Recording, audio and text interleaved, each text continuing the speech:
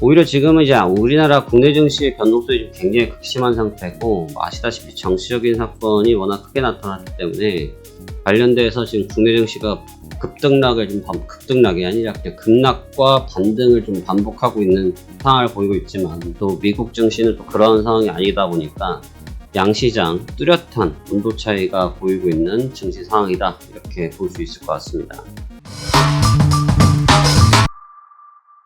자, 안녕하십니까. 화생항 송대표입니다. 2024년도 12월 6일 금요일 현재 시간 오후 1시 36분 지나고 있습니다. 세계 증시가 온도차가 극명하게 좀 갈리면서, 특히 이제 우리는 우리나라에서 일을 하고 있기 때문에 이 온도 차이를 보기가, 적응하기가 쉽지 않은 것 같습니다.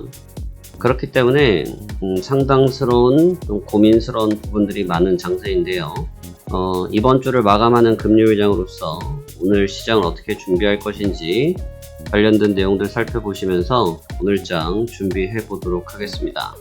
먼저 새벽에 마감했던 다우지수는 전일 대비해서 248포인트 0.55%가 하락한 44,765포인트에서 하락 마감했습니다.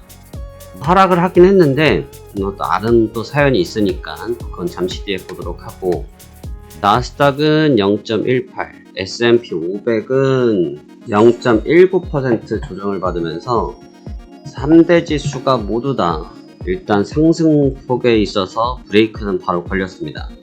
쉽지 않은 흐름이었고요. 방향성을 바꾸기가 쉽지 않았던 상황이었는데, 특히 직전 거래일날 추세를 온전하게 살려놨던 상태였기 때문에 흐름을 전환하는 것이 쉬운 상황은 분명히 아니었거든요. 그럼에도 불구하고 강력한 흐름이 다시 꺾이면서 하락세로 마감이 됐습니다. 주가의 하락에 있어서 하락에 대한 내용들은 질적으로 나쁘지는 않습니다. 질적으로 나쁘지 않다는 것은 아주 특별한 어떤 악재가 막 쏟아져 나와서 시장을 짓눌렀다, 이건 분명히 아니에요. 그런 부분이 아니기 때문에 긍정적이라는 평가를 좀 할 수 있는 부분이고, 오히려 상승 피로감을 잘 소화한, 매물 소화를 했던 흐름이었다 볼 수 있어요. 특히 이제 어제 같은 경우는 주요 지표가 10시 반에 있었던 지표를 제외하고 나서 그 이 뒤에는 볼만한 지표가 없었어요. 지표가 아예 없었다 보셔도 무방합니다. 그러니까 지표가 없었기 때문에 시장이 지표에 의해서 움직이지 않았거든요. 어제는 이제 실업수당 정도가 있었는데, 여전히 지금 연준 쪽에서 신경 쓰고 있는 지표이고, 그 다음에 지금 금리 정책의 중요한 갈림길인데 소폭 오르고 떨어진 부분이 있긴 한데 고용 지표에 그렇게 개선되지 않은 것으로 나타났어요. 그래서 증시는 상승할 만한 탄력도를 얻지 못할 자료들이었고요. 그렇기 때문에 일부 경계성 매물들이 나타났다고 보여집니다. 제가 어제 말씀드렸죠. 꺾였던 것을 바로 5일선을 다시 태우는 것이 말처럼 쉬운 일이 아니다.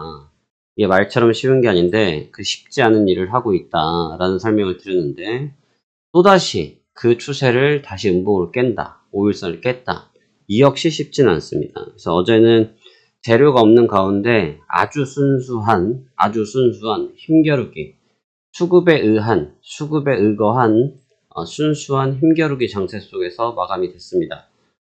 장적인 개념에서 보면 긍정적인 부분도 좀 있긴 했지만 전체적으로 봤을 때는 피로도가 고조가 됐다고 보여지고, 어제 같은 경우는 비트코인 같은 경우도 급상승하긴 했었는데 다시 또 급조정을 받으면서 등락률을 좀 높게 나타나기 시작했습니다. 이게 이제 항상 말씀드리는 것처럼 고점이 나타났을 때 나타나는 전형적인 증후군이에요.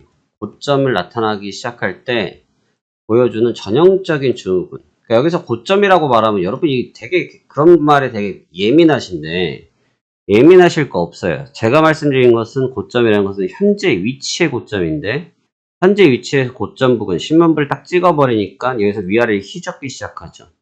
그 얘기는 뭐냐면 이 구간에 대해서 이제 저항감을 느끼기 때문에 무조건 가자만 외치는 사람 있는 건 아니란 말이에요.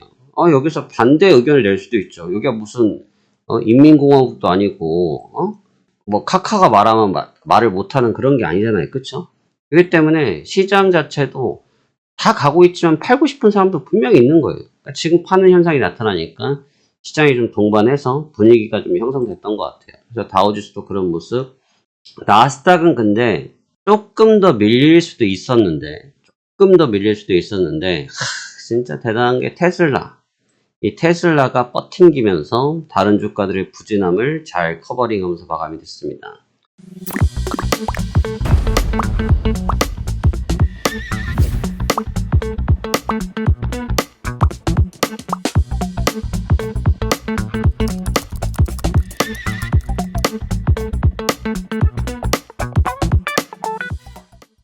사실 어제 장을 좀 보신 분들 아시겠지만 어제 장은 저도 학을 띄었습니다. 어제 저희가 일을 밤 11시에서 시작했어요. 밤 11시에서 시작했는데 제가 이제 오늘은 오전에 일을 아예 할 생각이 없는 걸로 어제 영상 때부터 미리 말씀을 드렸지만 너무 지금 주간에 안 움직여서. 근데 이제 어제는 아예 안 움직이는 정도가 아니라 그냥 멈춰 있었죠. 멈춰 있었고 새벽에도 사실 이 시간대 이 동작이 없었으면 빠지지도 않았을 거예요. 저도 겨우 잡아내가지고 마무리를 줘줬지만 이게 아마 이 파동이 나타나지 않았으면 끝나지 않았을 겁니다. 그래서 정말 진득한 박스 행보권이 이어졌습니다. 이것도 마찬가지. 방금 제가 비트코인 차트에서 보여드렸죠.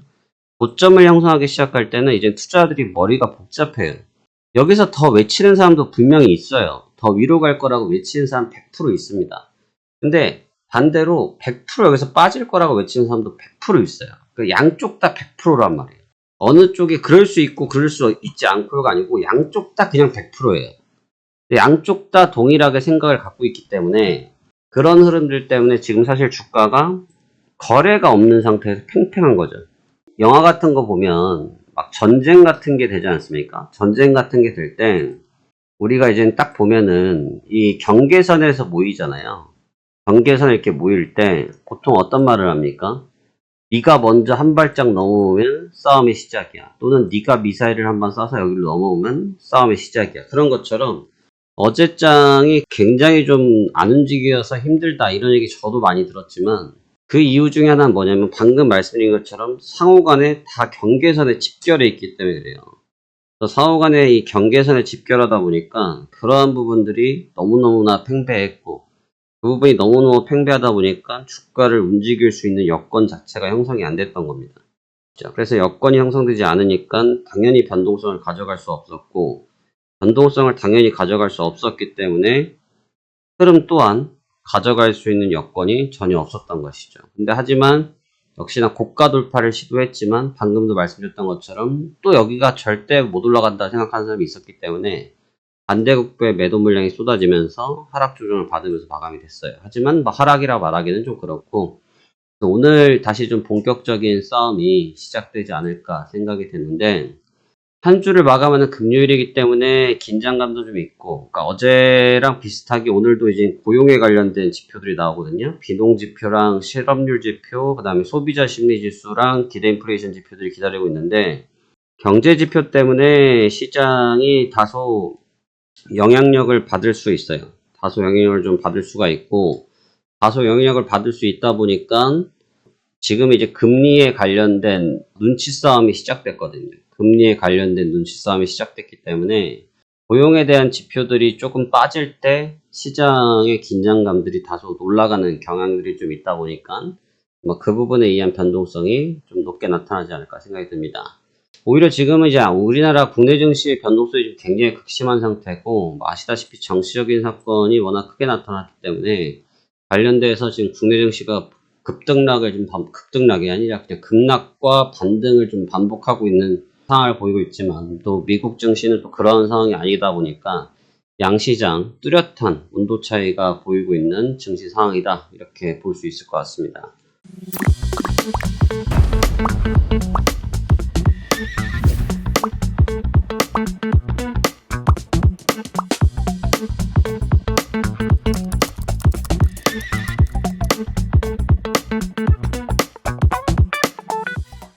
오늘은 이게 좀 까다로운 위치인데 일단 위치상으로는 매물 테스트를 했기 때문에 아마 매물 테스트를 동일하게 이어갈 공산이 높다고 보여지고 하지만 이 매물 테스트를 가져간다고 해도 지금 아까도 말씀드렸지만 어느 특별한 누군가가 있어서가 아니고 누가 하나가 지금 버텨. 특히 이제 대장들.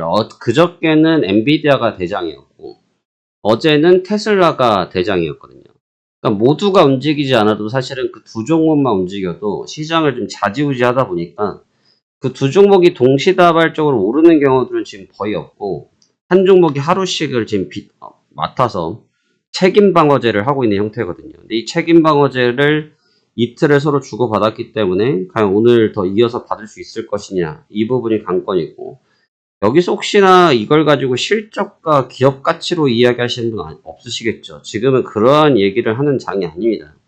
지금은 인플레에 대한 측면도 아니고 지금은 이제 감성적인 영역과 투심적인 영역이 더 강한 시장이, 솔직히 지금 테슬라에 무슨 재료가 있다고 쏘고 엔비디아에 무슨 재료가 있어 쏘겠습니까? 그냥 뉴스는 갖다 붙이면 뉴스가 되는 거죠. 뉴스 갖다 붙이는 걸 가지고 그걸 가지고 그 재료다라고 생각해 버리시면 그건 답안지가 안 나오는 겁니다. 그러니까 매매가 힘들어지는 거고. 그래서 지금은 제가 봐서는 이제 눈치 게임이 시작된 것 같고, 어찌됐든 쉬어가는 상황은 시장에서 좀 받아들이고 있는 과정인 것 같아요. 그래서 얼마나 깊게 쉬어갈지 짧게 쉬어갈지 그거는 시장의 복이기 때문에 그 부분을 잘 염두해서 접근해 보는 것이 좋을 것 같습니다. 저도 어제 막판에 겨우 역전을 해가지고 이제 공격도 시작할 것 같고요. 오늘도 매매를 시작할 것 같은데 주간에 지금 행보가 너무 길어가지고 영상을 찍으면 막 18시간씩 16시간씩 꼼짝 않고 찍고 있거든요. 그래서 영상이 너무 많아가지고 시장이 좀 차분해지면 매매 영상을 올려드릴 생각이고, 지금은 뭐 주간에 지금도 오전에 잠깐 움직이고 나서 지금 계속 행보를 하고 있어요. 그래서 어제도 말씀드렸지만 오전에 아예 볼 생각조차도 지금 안 해버리고 있는 상황인데, 영상을 지금 웬만해서 찍으면 또 시간을 제가 워낙 많이 잡아먹어야 되다 보니까 지금은 조금 매매 영상에 대해서는 고심이 좀 하고 있는 상황입니다. 만약에 좀 시장이 빠르게 움직이면 보여드리겠지만, 그렇지 못하면 아마 시장이 조금 편안하게 움직일 때 아마 보여드릴 것 같습니다. 그 점 참고하시면 좋을 것 같네요. 자, 그러면 오늘 성공 투자하시길 바라겠고, 주말 잘 보내시고 저는 다음 주에 다시 뵙도록 하겠습니다. 감사합니다. 화생한 송 대표였습니다.